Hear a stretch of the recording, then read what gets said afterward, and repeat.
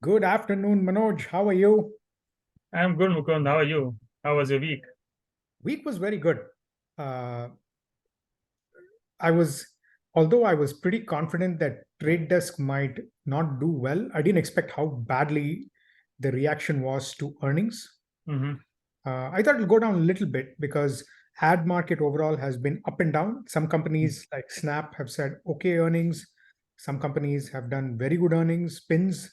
So I thought this was Trade Desk, right? When I look at it overall, I thought it's going to be a little bit challenging for the rest of the year. But man, 20% loss on one day. But it was an overreaction. I felt it was an overreaction to the news. They said at Right. the low end, they will do $580 million next year.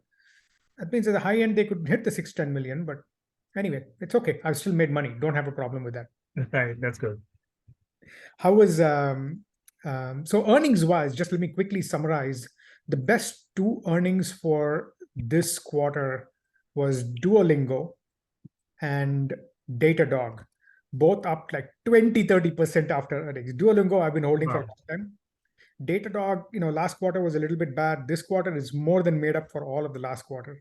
Very Wow. strong earnings. And then good earnings. Uber did well. It's near the 52-week high. Rivian did okay. Upstart did poorly, and TTD was just okay guidance. Disney, were you following Disney? Yes. I'm long since 79. I'm holding commons, not via calls, because each time I tried trading calls, because it's been not moving much, and theta decay has been a problem for Disney. So I've been holding commons in small quantity, and I think I'll carry it for at least a couple of quarters. But I do think it's going beyond 100, but let's see. There There's resistance needs to be crossed. one interesting discussion I think we should have at some point in time. Maybe we'll do it midweek. Right. Which stocks do you hold commons versus options is a strategy in itself.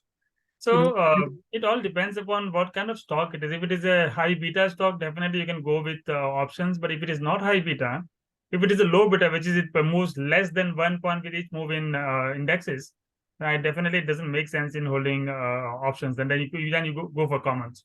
but even that, I was going to say, yes, that makes sense. But even Hmm. that, if it is a high beta stock, as much as it can go up, it can go down as well. Absolutely, absolutely. So you There have are to be very sure if your entry is right.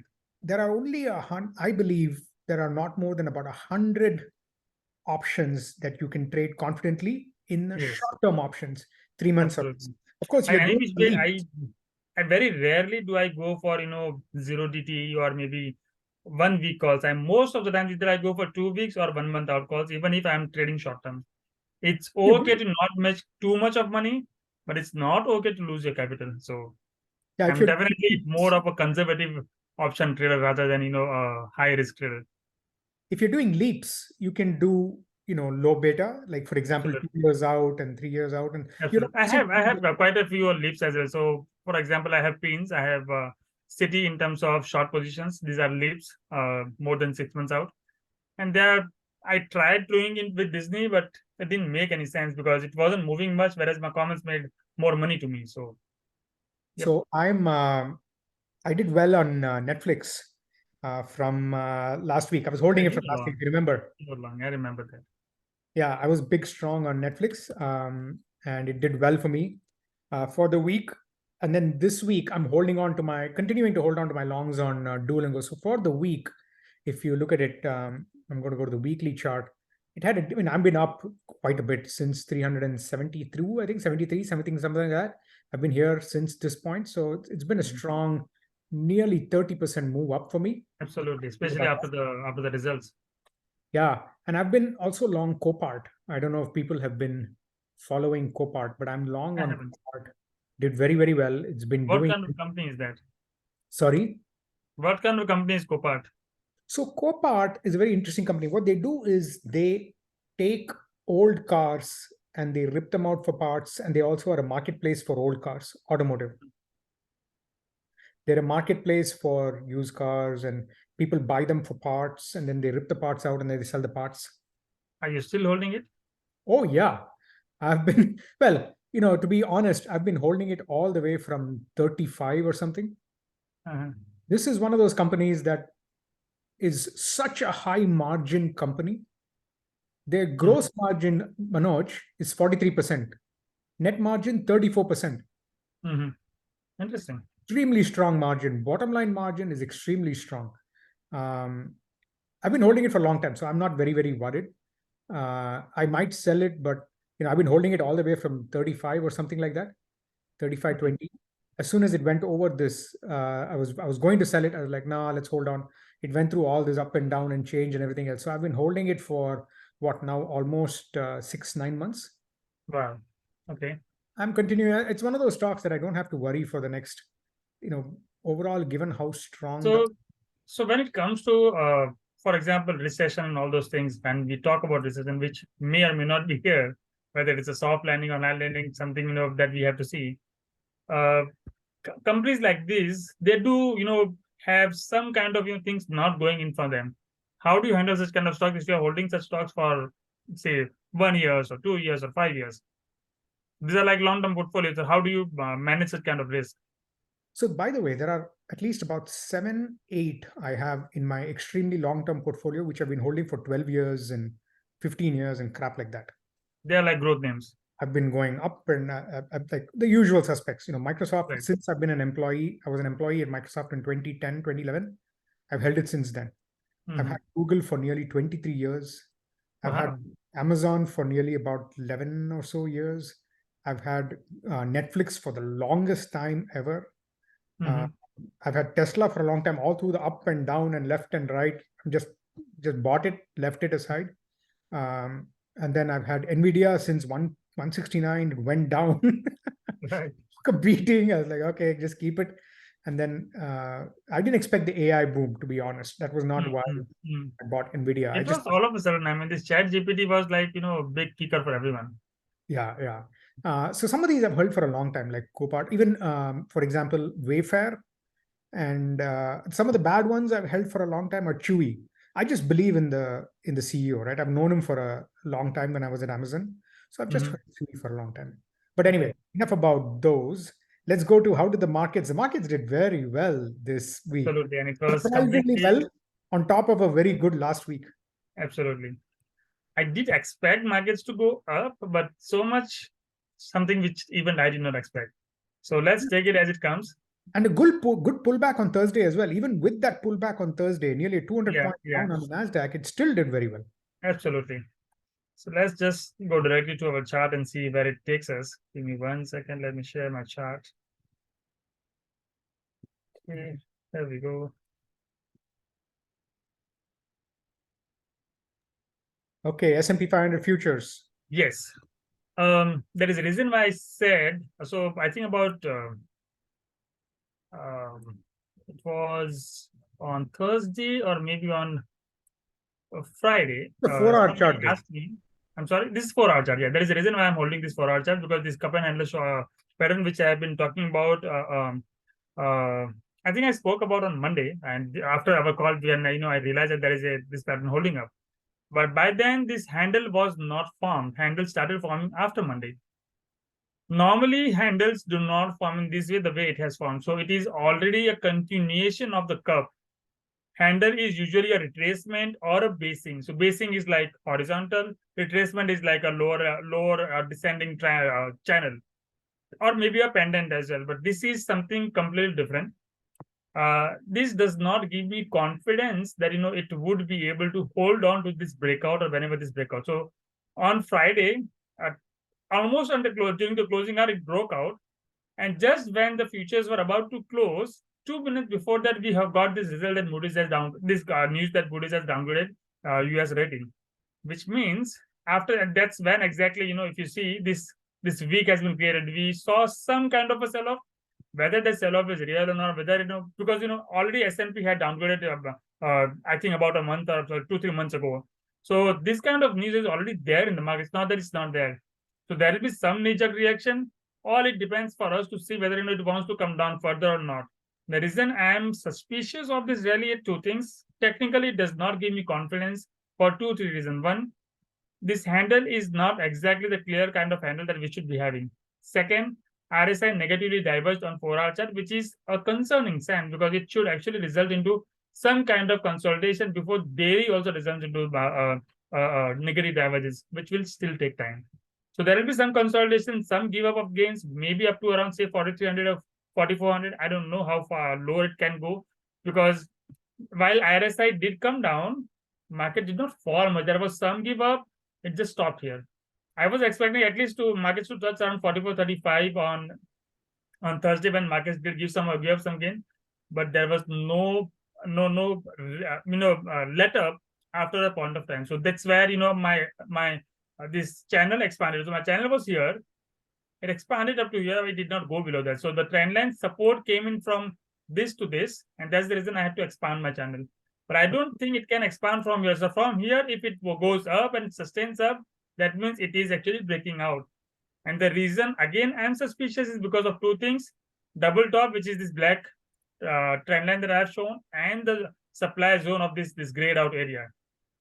So this there are 3-4 things which are making me suspicious that in whether market would hold on to here for next couple of days. I'm not talking about beyond, but at least next couple of days, I would expect markets to come down a bit, and then we'll see whether market wants to take a breather, whether market wants to go ahead further, because this is 4-hour chart. When we talk about the daily, there is something. Yes. Manoj, just 1 minute, okay? I want to show a few things. Okay. Now, you look at this cup and looks like a flat handle. Right. And then you look at this cup. Right. And it looks like a bottom handle. Mm-hmm. Right? So this is retracement cup and handle. Yeah, so this resulted into a breakout, did not sustain, moving and up came back. cup and handle. Right. So there are 3 different cup and handles in this chart itself, right? So yeah, exactly. So if you look at this, okay, let me just go back to the 4-hour chart and come back here. So this definitely is a cup. I wouldn't call it as a real cup, because this is far more better a cup, because what happens during a cup is it actually usually forms a base. This is not a base, where it is making like a lower low, and there was a head and shoulders pattern here as well. So within the cup and handle, within the cup, if you are expecting another pattern which is different than the cup, then I wouldn't call it as a clear cup and handle pattern any which way. It is not clear textbook. Some might call it as, but I don't call it as a cup and handle pattern, because it doesn't justify all those things which it should have. If you, where is my, okay.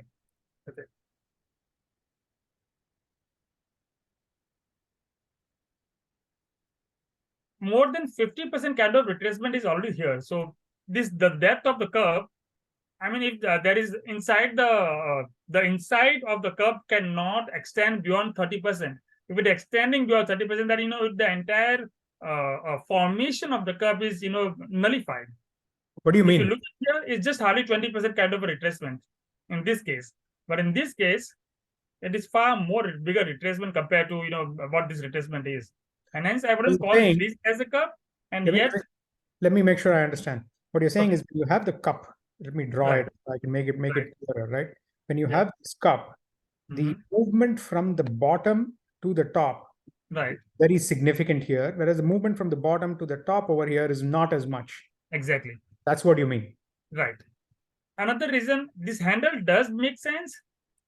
In this case, this handle, although it makes sense, I mean, it is making a channel, but most of the times, so there is a reason why these patterns are called. So if you look at any of those patterns, whether it is a wedge, whether it is cup and handle, whether it is head and shoulders, whether it is channel, what those patterns signify? Those patterns signify that there is a breakout or breakdown after a point. What those breakout points indicate to you?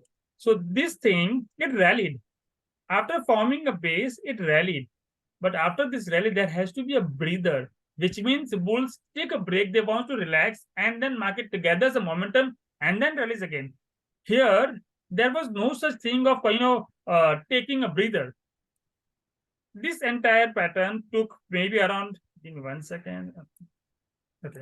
So this entire pattern from here, which is on 17th of October to about say 23rd of November. So sorry, 3rd of November, which is around 15 days. 15 days it took for the entire curve to form. And it should take at least, say, 10 days for this breather to happen. So if it was like this, give me 1 second. It was like this. it would still make sense because bulls and bears are fighting within each other whether market wants to go up and down. But it's consistently trending up, which means bulls are still higher in control, which means there is no breather. There is market is not got time to relax and then gather momentum and then rally again. So there has to be a time given for the bulls and markets to gather the momentum and then rally again. And that is the reason why we see breakdowns and breakouts in all those patterns. There should be even for the sellers, there should be breather, there should be some momentum. Why do we call it as a backtest of falling wedge or rising wedge? That backtest itself gives bears as well as bulls a chance to gather their momentum back into the action. Similarly in this case as well. Got it. Let's go to the weekly on the NASDAQ and Dow, because I know we've spent quite a bit, but this is a good session though. This is a very good session, at least to give a little bit of a better understanding of where things were. Right. Similarly for the NASDAQ as well on the hourly on the 4-hour chart, similar pattern, but again it hasn't given any breather. It is just rallied and rallied and Steeper. rallied. Steeper, yeah, fast steeper, exactly. Let's take this daily. Let me just move these things so that that is really steep. Absolutely. And it reminds me exactly what happened with Russell 2000 and Dow Jones just about a couple of weeks ago. Russell 2000 just continuously kept falling. And then after that, it gave a sharper bounce. Similarly, in NASDAQ as well, it is continuously just keeps rising. There has to be a sharper reversal or some kind of a bigger correction to give some momentum or some breather to the bulls to come back into their sanity that, hey, it just cannot continually keep going up. It has to give some space for the leftover bulls to come back into action. And there will be leftover bulls because if it has rallied so much from the bottom, people like me or people like you who might have missed, they will come back at some kind of a level. What those levels will be, depending upon where you think your next support level or some kind of a backtest level is. If this is a false breakout, it would just fizzle out on Monday itself. And if it fizzles out, I wouldn't be buying anywhere before 20 MA or 50 MA. I wouldn't be entering before 20 or 50 MA. But if it doesn't fizzle out, if it doesn't fall even less than 50% of Friday's gains, then be rest assured that it will rise further. It will cross past this particular pivot as well and probably go somewhere around, say, 5900 kind of a level. And then we can see some kind of backtest. That will be the real backtest. If it falls directly here, then this is not a backtest. This is kind of a failed breakout. And then 20 or 50 MA is where exact bulls will start coming in picture again. And right now, the 2050 MA is in the 15,000 range? What range is it? 20 is 14,900 and 50 is 15,079. Got it. How are we doing on the Dow Jones? The Russell seems more range bound though. Now let me just bring the 4-hour chart here again. Pretty similar.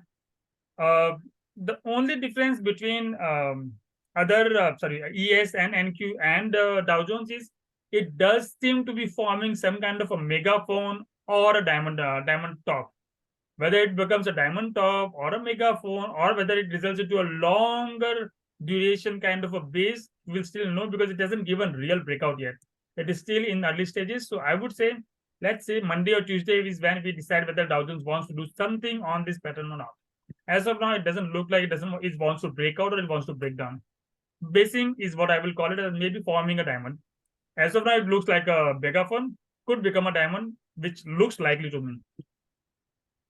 Got it. Okay. See whether your daily and weekly give any kind of a clue.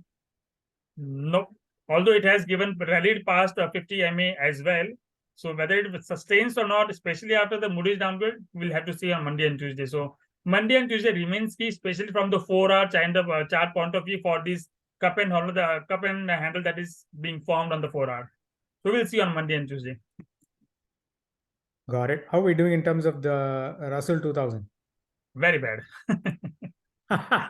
Yeah, it has not participated much after the sharp bounce that we saw in the previous week. So I think Wednesday, Thursday did participate.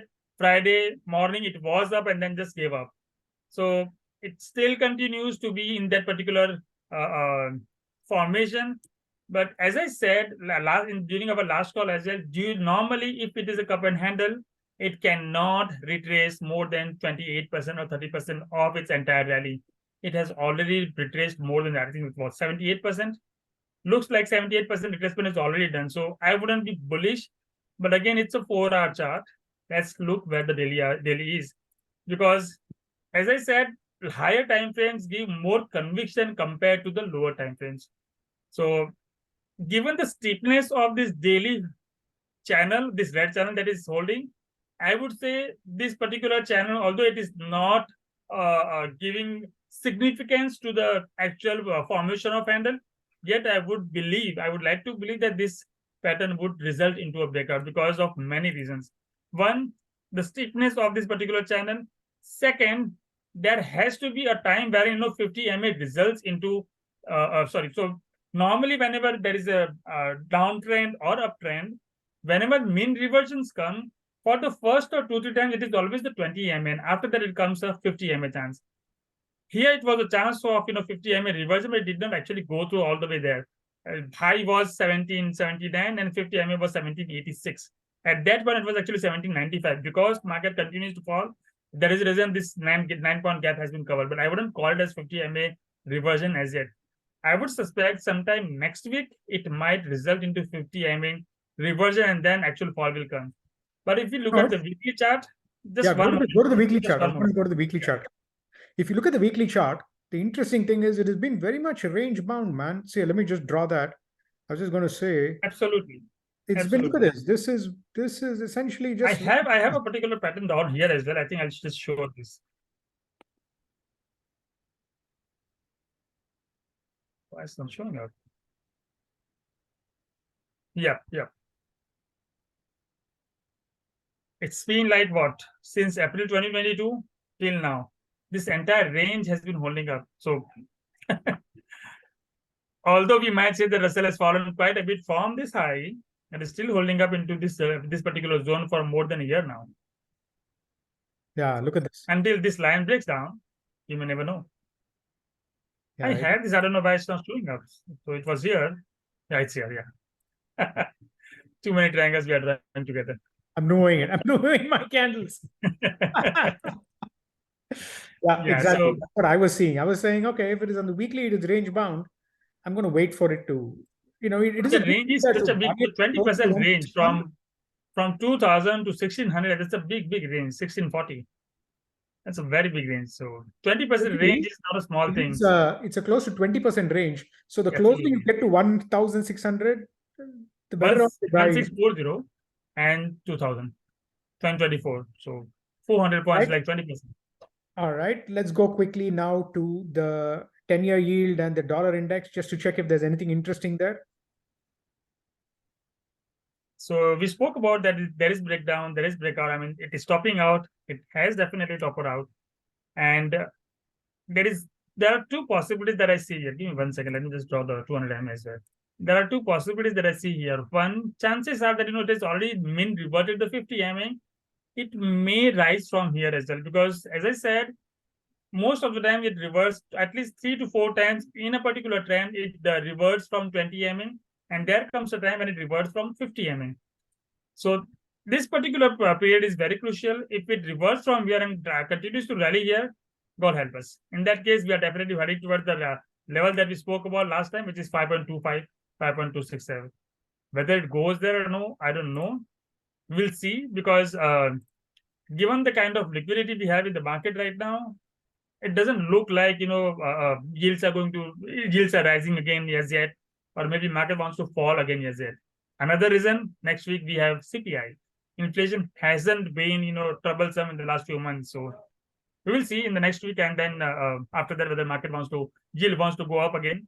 One key reason for yields to rise again is definitely 50 MA reversion, which is there, but we will see. Yeah. How about the crude oil or dollar index? So first the dollar index. It has already broken down of this particular key channel.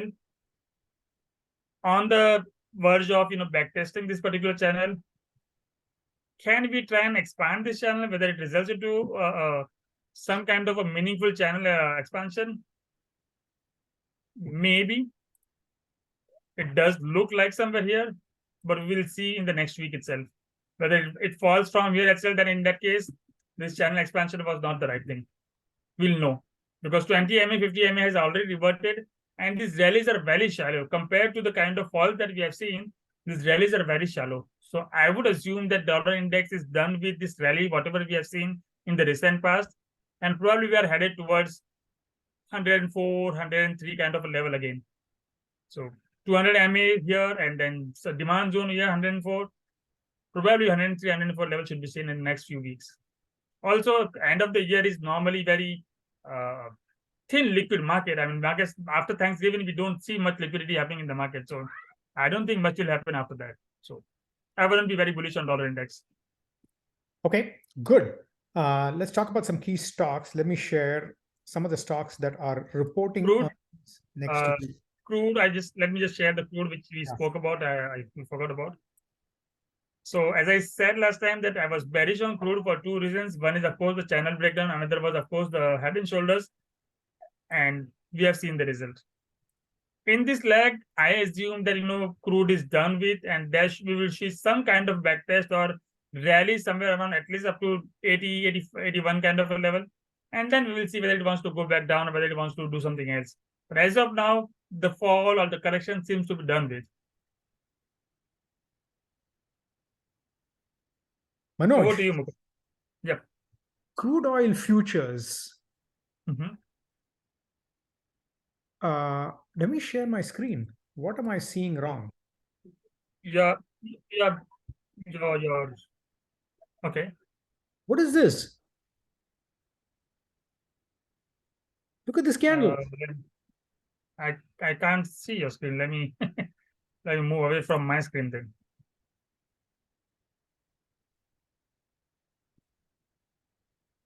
Can you see my screen now? I can. You are seeing, I think, Indian markets. NCX is Indian market. So 5,900 is Indian market crude oil futures. Got it. Got it. Okay, that was ridiculous though. That candle was ridiculous. I've never seen a candle like that. Yeah, this one seems more normal. Okay. All right. Some shares, some companies that are reporting earnings next week, just that I'm watching, two of them especially are interesting. Monday, which I don't know if many people are watching or not, it's probably because of the fact that we have the war going on in the Middle East. Monday is a company based out of Israel. It actually reported very good earnings last quarter, and year to date, it has done okay. But I think since the head and shoulders pattern on the weekly, it's been on a down channel. It's just moved out of the downward channel. Not too bad. And if you look at the weekly chart, yeah, most people say this is still in the zone, but it actually moved out very nicely out of this particular river area, and now it is moving back down here. Not a very, very good sign, but I like the company. I like Monday. I think they'll report good earnings, but I think the big challenge is going to be for it to move significantly up to 164. It's about 140. Company is doing about 6.8 billion, 6.6 billion market cap. Perfectly did this downturn. I did okay on this downturn. I held it all the way through here on the short. Gave it up somewhere. Oh, you were short the stock? Yeah, I was, but that was because of the Israel thing. Okay. All of Israel companies took a beating because of that. So I was happy with I didn't have anything. I didn't expect the Israel thing, but I was just expecting it's going to report earnings in 2 days. Okay. Monday morning earnings. And then the second one that is reporting earnings is Palo Alto Networks. Palo Alto Networks is also expected to report earnings next week. Stock has been doing very well since the last earnings. If you look at this was the last earnings, did a very nice gap up after earnings, and then since then has moved up fairly well, continuing to go up towards this 265 zone, which is the 52-week high. Reports earnings in 4 days. But those are the key stocks. Besides that, Cisco is reporting earnings, and then SE, C Networks is reporting earnings as well. Those are the stocks that I think we are following particularly during the earnings. Besides Cisco and C Limited, there is also Walmart. The two stocks that I'm watching, I also already mentioned one of them, which is Copart, and another one that I'm holding is actually Duolingo, DUOL. Anything that you're watching, Manoj? Yeah, so there are a couple of stocks. Let me just share them. TSM and MU, which is Micron. Okay. TSM is Taiwan Semiconductor. Of course, everyone knows about it. It has given a big breakout of the diamond top. The reason I'm calling it as a diamond top is because After this particular breakout, continuous fall, it rallied, and after the rally, it consolidated in this particular zone. After this rally, if it is consolidating, it is actually a top and not a bottom. And I was expecting normally this should result into a breakdown, but it hasn't broken down. It has broken out. And that is the reason which is very typical of diamonds. Diamonds not always break down. Many times they actually break out as well. And if this diamond was somewhere here, I would have called it a diamond bottom, but this is definitely not diamond bottom. This is actually diamond top, and still it has resulted into a breakout, which is a very positive thing. And hence, I'm bullish on the stock. Chances are that is actually heading to 100, all the way towards 110 are very high. Of course, there will be back test as well, somewhere maybe around from 101 or so. It will result into a back test. I don't know if it is resulting from 101, it is going all the way towards 108 and then going further down. I don't know. But looks like it does want to go towards 108. We'll see further. And the reason I say this is because what's happening with semis. Very similar to what's happening with all the tech stocks. Cup and handle, pretty clear and almost on the verge of the breakout. So semis, definitely, I mean, just apart from TSM, there are many other stocks which are also, forming similar pattern on the verge of breakout as well. And what we see here is definitely a very beautiful pattern and on the verge of breakout here. Yeah, I like this. I like TSM quite a bit. And then Yeah. MU is the other one, right? Micron. Yes. Already broken out of a ascending triangle. And this is the reason why actually, I entered into a small position on Friday, but I was a little cheeky because the way it was behaving and the way markets were behaving. So I did not hold on to all the position I held. I'm still holding some option, but it's not very big. So I might add again on Monday, depending upon how markets behave. Because Micron is a stock, MU is a stock which many a times gives breakout and then fails immediately. And that is the reason I do not, trade very big time on this. Maybe I'll trade small quantities and then move out quickly, because it does have a tendency of giving false breakouts and false breakdowns. Apart from this, there is another very, let me just go to monthly candle and show you what's happening with the monthly chart here. Okay. No, you're not sharing, right? Oh, I'm so sorry. I didn't know. I was sharing. So sorry. I am so sorry. I was sharing. Whatever you were saying, I was sharing. Okay. Okay. Let me go back to my channel and then again show what I was saying. So this is actually a ascending triangle that I was talking about. It has although given a breakout, but I don't trust the breakouts on MU unless and until it results into a sustained breakout. So I would be very careful on whatever breakouts MU gives, because it has a tendency of giving false breakouts and false breakdowns as well. And the reason I say this is because what I've seen on the monthly chart too. Okay, give me 1 second.